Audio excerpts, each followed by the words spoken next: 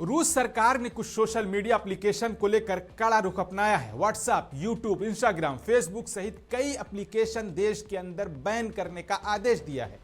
बताया जा रहा है कि इनकी वेबसाइट के डोमेन नेम रूस के राष्ट्रीय डोमेन नेम सिस्टम से हटा दिए गए हैं।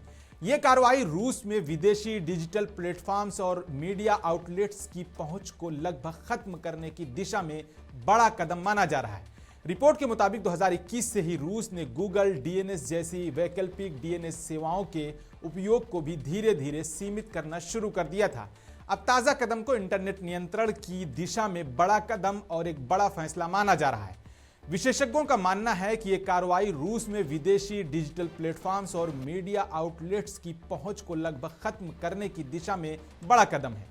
इससे देश के अंदर रहने वाले लोग कई वैश्विक सेवाओं और खबरों के सूत्रों से कट जाएंगे। इस खबर पर आपकी क्या राय है? अपनी राय जरूर बताएं और हाँ, मुंसिफ टीवी को फॉलो और सब्सक्राइब करना हरगिज न भूलना।